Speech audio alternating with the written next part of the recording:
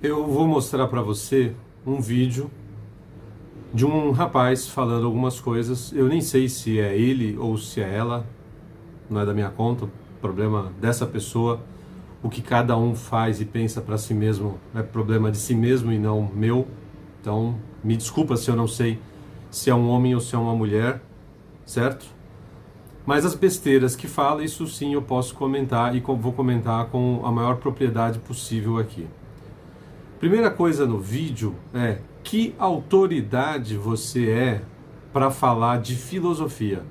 Eu não estou dizendo que você é, que você não é, que você tem ou que você não tem. Eu estou dizendo, não me parece aqui e não há dados suficientes, informações suficientes para que eu possa saber quem é essa pessoa. E essa pessoa relega, né, um nome muito importante do qual certamente essa pessoa nunca leu, porque ela sequer argumenta qualquer coisa, é um achismo, e é importante que você saiba a diferença quando uma pessoa argumenta de quando a pessoa vem com achismos. E esse cidadão aqui elege como autoridade uma revista para se utilizar de alguma informação da qual ele não cita qual foi a edição, qual foi o ano, quando aconteceu, como aconteceu, quem foi que fez a reportagem e baseado em quais informações essa reportagem pôde chegar à conclusão que ele aqui diz ter chegado. Então eu vou passar o vídeo para você, vou cortar aqui, já passo o vídeo e aí eu volto comentando para que você tenha uma noção melhor do poder, do esforço, de quanta energia essa turma que tem dissonância cognitiva, pode ter até diploma de mestrado, doutorado, não importa. A dissonância cognitiva não impede a pessoa dela conseguir avançar tecnicamente em alguma área. Mas, obviamente, já sofreu alguma lavagem cerebral que não tem mais condições de ter um raciocínio lógico, mesmo que aparentemente é o que essa pessoa está fazendo. Veja o vídeo aí, eu já volto a comentar. Aliás, a história do Olavo de Carvalho a revista Cult, que é um lugar de ideias muito importante no Brasil, produziu uma matéria boa sobre, né? O Olavo de Carvalho passa os anos 90 inteiro tentando alguma penetração acadêmica no campo da filosofia. E a academia brasileira, do Oiapoque ao Chuí, fala: desculpa, mas a sua capacidade de produzir ideia é inferior a alguém que acabou de entrar no curso de filosofia. Né? Não tem nada no seu pensamento aproveitável. Você não é bem-vindo aqui. E aí ele vai fazer o movimento negativo, né? Isso é profundamente psicanalítico. Ele vai tentar ser reconhecido pelo não, já que ele não pode ser reconhecido pelo sim. E aí ele vira um guru da extrema-direita. Então veja que essa pessoa cita a revista Cult, que é um lugar de ideias muito importantes no Brasil. Quem disse? Ele está dizendo? Quem foi que referendou? É uma revista científica? Se não é uma revista científica, como que ele pode comentar de alguém? Em qual campo ele está comentando? Qual é o jogo aqui? Nós estamos falando do quê? É óbvio que não cita. Não tem interesse nenhum em citar.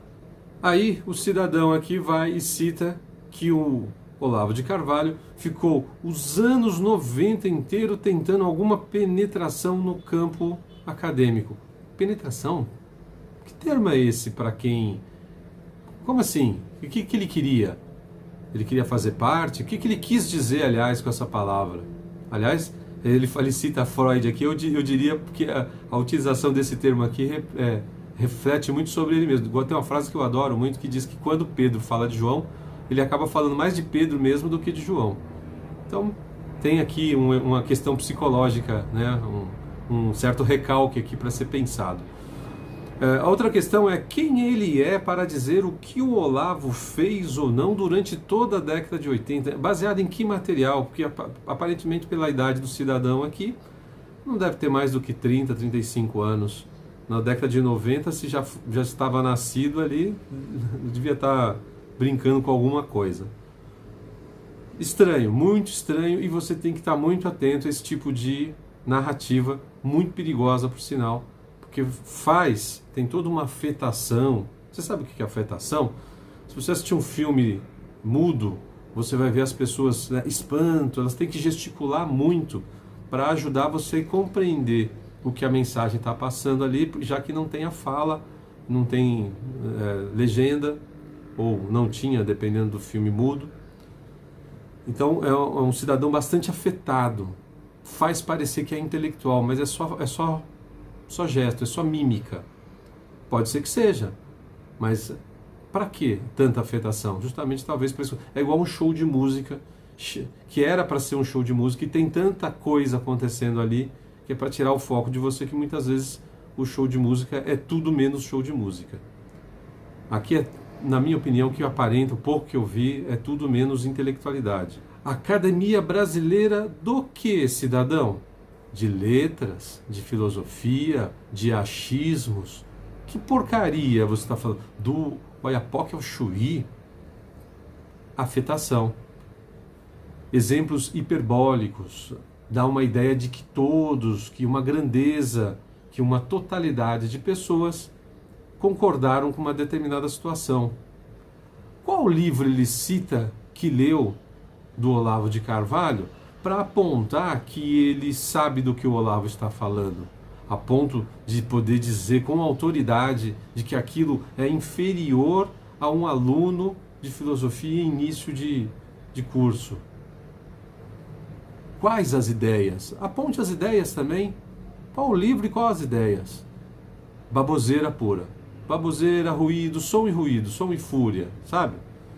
Não tem conteúdo nenhum. Pode ser que tenha, ficou para ele, na matéria, na conversa que você não percebe.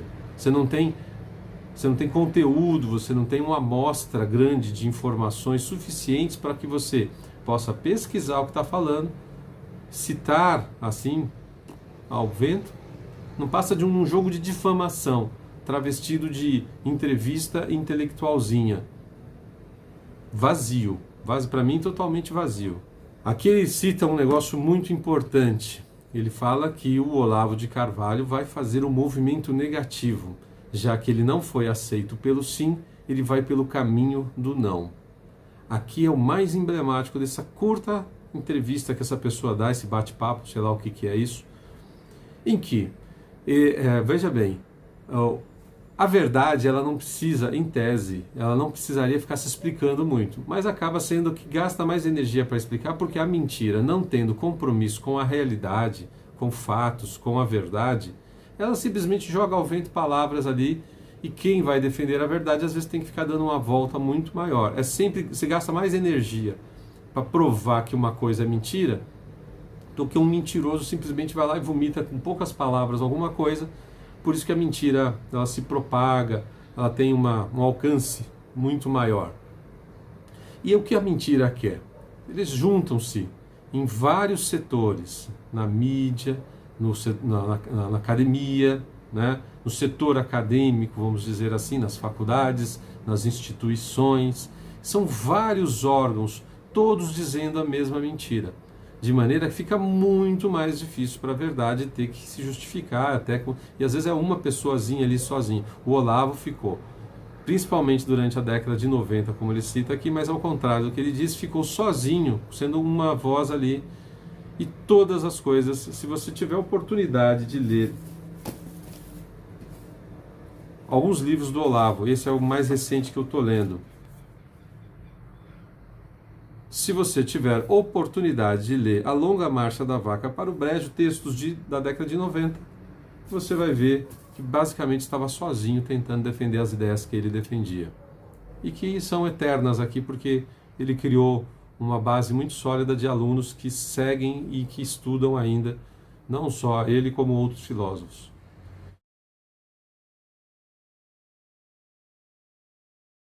E aí ele faz um jogo aqui que, já que você não foi aceito pelo sim, você vai tentar pelo não.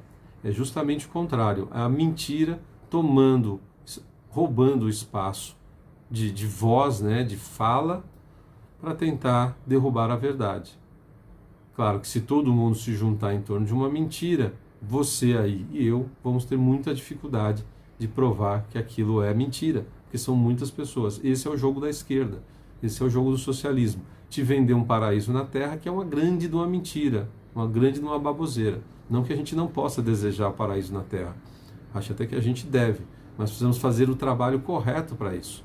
Se ficar só no mundo da fantasia, tudo que você vê é aumento da miséria e da pobreza. Então, quando você ouvir, acompanhar alguma matéria a respeito disso, faça esses questionamentos. Quem é você? Qual a autoridade que está falando? Sobre qual... Não cite genericamente as coisas. Qual livro? Né? Quem é você para dizer o que o cara fez durante a década inteira de 90? E sempre com gestos muito, né, apoteóticos, né, muita afetação, hiperbólicos. E aí, para concluir, fique muito atento, fala mansa, sorriso irônico na cara o tempo inteiro. Por que está sorrindo sempre? Né? Fala mansa, tentando te convencer de maneira muito simpática, muito amigável. E volto a repetir aqui, para a esquerda, tudo que não é podridão, tudo que não é mentira, tudo que não é fantasia, ele chama de extrema direita. Então os mentirosos vão te chamar de mentiroso, a extrema esquerda vai te chamar de extrema direita. Então muito cuidado quando você ouvir alguém usando esses termos. Afinal de contas, a lavagem cerebral foi muito intensa e sim, a pessoa pode ter, né, uma certa dissonância cognitiva, perder um pouco a capacidade de entender a realidade e continuar estudando algum assunto técnico. Estou dizendo que a pessoa aqui não tem ou que tem, nem sei. Mas ela é possível. A pessoa pode ser um excelente mecânico e ter dissonância cognitiva. Você fala azul para ela, ela entende verde. Ela entende como plural tudo que é a favor dela. E não existe, ela quebra o oposto. Ela não sabe o que significa singular. Ou se ela sabe, ela usa como um outro sentido. Fique atento, muito obrigado pela sua presença aqui. Se você não for inscrito, se inscreva, deixe o seu joinha, clique no sininho para receber todas as notificações e ajude a divulgar boas ideias.